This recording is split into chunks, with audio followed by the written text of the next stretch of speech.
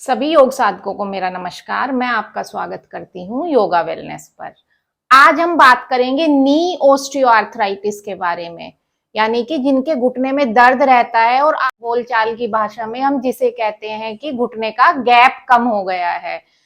घुटने का गैप कम हो गया है मतलब कुछ लोग तो ये भी नहीं जानते कि जो नी ओस्टियोआर्थराइटिस है कि घुटने का गैप कम होता है या ज्यादा होता है। लोग बोल देते हैं कि मेरे घुटने का गैप बढ़ गया है, लेकिन गैप बढ़ता नहीं है, गैप कम हो जाता है, जिसकी वजह से हमें घुटने में या नी में पेन रहता है। तो आज जानेंगे ओस्टियोआर्थराइटिस क्या होता है, किन कारणों से होता है, क्या इसके लक्षण है और फिर कौन कौन सी एक्सरसाइज करके हम नी ओस्टियोआर्थराइटिस को क्योर कर सकते हैं, जिससे हम सर्जरी से बच सकें और नी रिप्लेसमेंट की नौबत ना आए। ओस्टियोआर्थराइटिस, ओस्टियो मतलब बोन या फिर हड्डी, और आर्थराइटिस जॉइंट का इन्फ्लामेशन या जो जोड़ होता है उसमें सूजन आना, मतलब जो हड्डी का जोड़ है उसमें सूजन आना, ये होता है हमारा ओस्टियोआर्थराइटिस। ओस्टियोआर्थराइटिस बॉडी के अलग अलग पार्ट्स में हो सकती है, स्पाइन में भी हो सकती है, हाथ में भी हो सकती है, लेकिन जो आज हम बात करेंगे वो करेंगे घुटने में जो ओस्टियोआर्थराइटिस होती है, जो घुटने का दर्द होता है। ये सबसे ज्यादा कॉमन है नी ओस्टियोआर्थराइटिस, यानी कि घुटने में गैप का कम हो जाना। कैसे होता है, क्या होता है इसमें कि जो हमारा घुटना होता है, ऊपर हमारी है थाई बोन जिसे कहते हैं फीमर, और नीचे जो है टिबिया। फीमर का लास्ट वाला पोर्शन और टिबिया का ऊपर वाला पोर्शन मिलके नी जॉइंट को बनाते हैं। टिबिया हमारी अंदर की तरफ होती है, जो अंदर का पैर का साइड होता है। बाहर वाली साइड तो फिबुला होती है, वो नी जॉइंट में उसका कोई रोल नहीं होता। और ये जो ऊपर आपको दिखाई देता है ये है नी कैप, पटेला जिसको बोलते हैं। ओस्टियोआर्थराइटिस में इसका भी खास रोल नहीं है। जो फीमर है, थाई बोन और जो टिबिया है, वो जो जोड़ बनेगा उसके बीच में एक कार्टिलेज होता है, कुशन जैसा मटेरियल होता है, जो दोनों हड्डियों को आपस में रगड़ खाने से बचाता है, फ्रिक्शन से बचाता है जब हम मूवमेंट करते हैं। तो किन्हीं कारणों की वजह से जब ये कार्टिलेज है या जो कुशन है दोनों हड्डियों के बीच में जो लगा हुआ है, ये टूटने लगता है, वियर एंड टियर होने लगता है, खराब होने लगता है, तो जो गैप है दोनों हड्डियों के बीच में उस कार्टिलेज के हटने से वो कम होने लगता है इस तरीके से। और जब गैप कम हो जाएगा, जब आप चलेंगे, फिरेंगे, उठेंगे, तो ये दोनों हड्डियां ऊपर वाली नीचे वाली इस तरीके से आपस में रगड़ खाने लगती हैं, फ्रिक्शन होने लगता है, और उस रगड़ के खाने से ही आपको घुटने में दर्द होता है। तो ये होता है नी ओस्टियोआर्थराइटिस। क्यों होता है ये? एक तो सबसे बड़ा रीजन है बढ़ती एज में जो है कार्टिलेज है वो डीजनरेट होने लगता है, वियर एंड टियर हो जाता है। पहले ये 50-55 के बाद होता था, लेकिन आजकल तो 40 की एज के बाद भी होने लगा है। दूसरा रीजन हो सकता है कि किसी को एक्सीडेंटल इंजुरी है या नी में चोट लगी है, तो उस वजह से कार्टिलेज डैमेज हो गया है। डायबिटीज या फिर कोलेस्ट्रॉल बढ़ा हुआ है, तो उस कारण से भी नी ओस्टियोआर्थराइटिस हो सकती है। फीमेल्स को ये ज्यादा होती है क्योंकि वो खड़े होके ज्यादा काम करती है, और थोड़ा ओबीज होने की प्रॉब्लम है उससे भी होता है, क्योंकि अगर आप मोटे होंगे तो जब आप खड़े होंगे, चलेंगे, फिरेंगे, सारा प्रेशर आपके नीज पे आएगा। और जो पोस्ट मीनोपोजल वुमेन होती है उनमें एस्ट्रोजन का लेवल कम हो जाता है। तो इस वजह से भी, क्योंकि जो एस्ट्रोजन है वो हमारी बोन हेल्थ के लिए काफी अच्छा है, तो एस्ट्रोजन के कम होने की वजह से भी नी ओस्टियोआर्थराइटिस के चांसेस हो सकते हैं।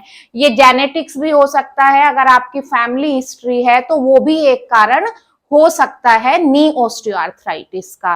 अब सिम्टम्स क्या क्या आते हैं, क्या क्या लक्षण दिखाई देते हैं? जब आप काफी देर तक बैठे हुए हैं और उठकर चलते हैं तो आपके घुटने में दर्द होना, या आप सो रहे हैं और सुबह उठे तो घुटने में दर्द होना है, चलने फिरने में परेशानी होती है, घुटने से चटकने की आवाज आती है जिसे क्लिकिंग एंड पॉपिंग साउंड कहते हैं या क्रेपिटस भी कहते हैं। तो घुटने से अगर चटकने की आवाज आती है चलते फिरते, तो आप समझिए कि नी ओस्टियोआर्थराइटिस के लक्षण है ये।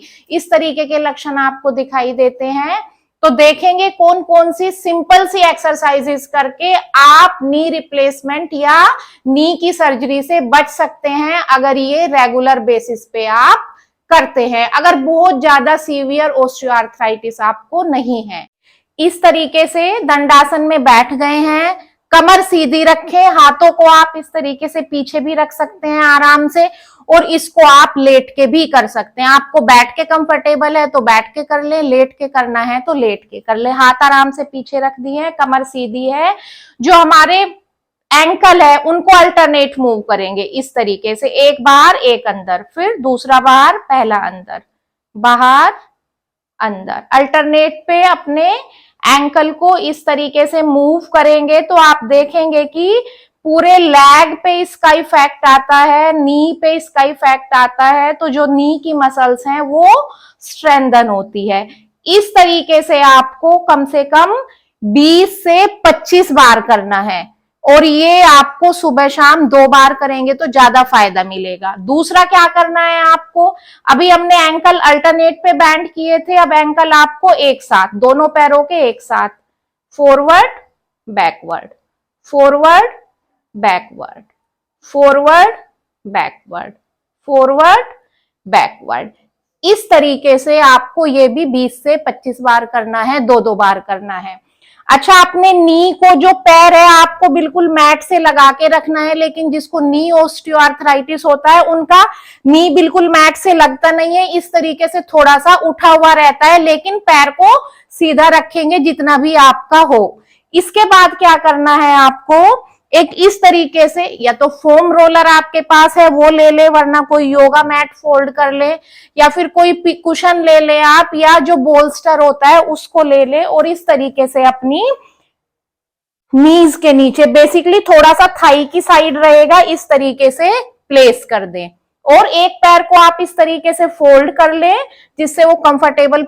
ये सारी एक्सरसाइज जो है हम लेट के भी कर सकते हैं, आप पीछे कमर के बल लेट जाए, और बैठ के भी कर सकते हैं, वो आपकी चॉइस है, ठीक है।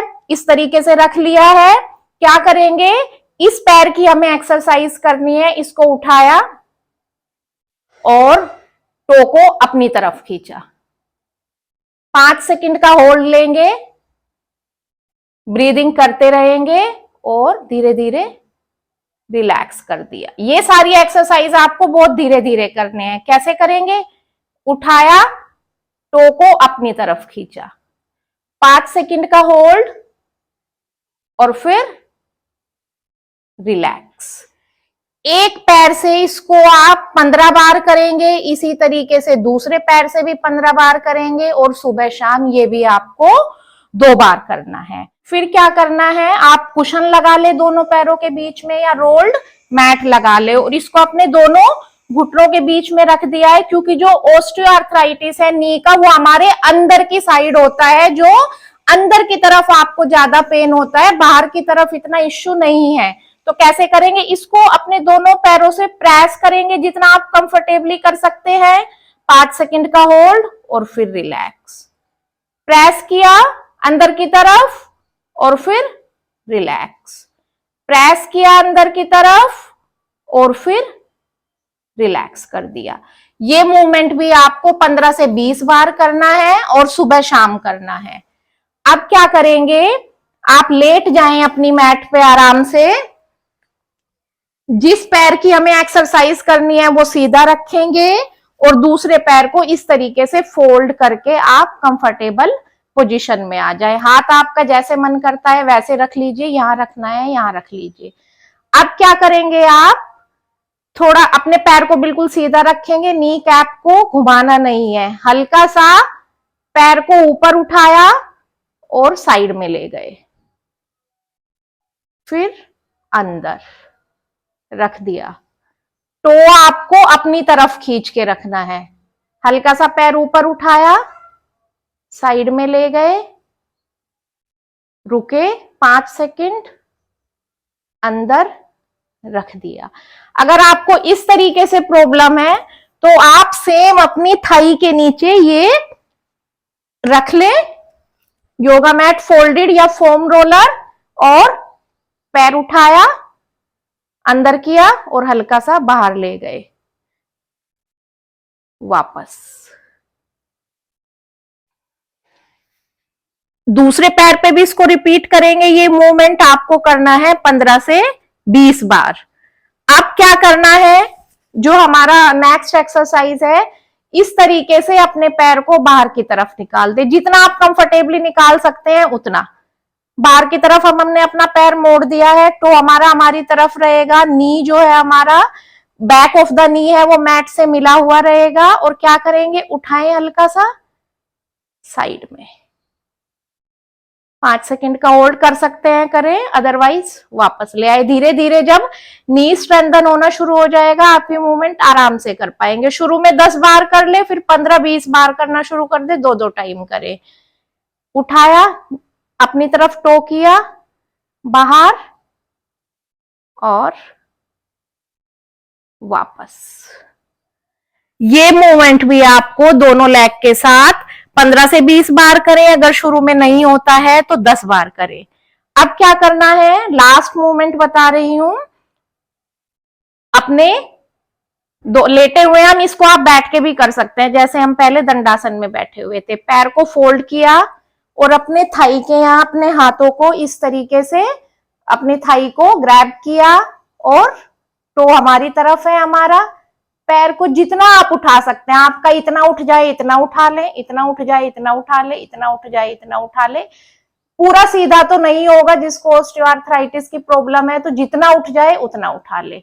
5 सेकंड रुके और फिर धीरे धीरे धीरे धीरे नी को वापस ले आए। वापस करेंगे, टो हमारा हमारी तरफ खिंचा हुआ है, टो ढीला नहीं छोड़ेंगे। जितना आपका इतना उठता है इतना उठाएं, इतना उठता है इतना उठाएं, जितना उठ जाए उतना उठा लें आप इसको। सीधा हो जाए तो सीधा भी कर ले, लेकिन सीधा मुश्किल ही होगा। तो यहां होल्ड करेंगे 5 सेकंड का और फिर रिलैक्स। बैठ के कैसे करेंगे इसको, इस तरीके से होल्ड किया। कमर आपको सीधी रखनी है अपनी। आप वॉल का सपोर्ट भी लेके कर सकते हैं और चेयर पे बैठ के भी आप इसको कर सकते हैं। कैसे करेंगे, तो हमने हमारा अपनी तरफ खींचा, उठाया, आप इतना उठा लें और फिर रिलैक्स। तो हमारा हमारी तरफ है, उठाया और रिलैक्स।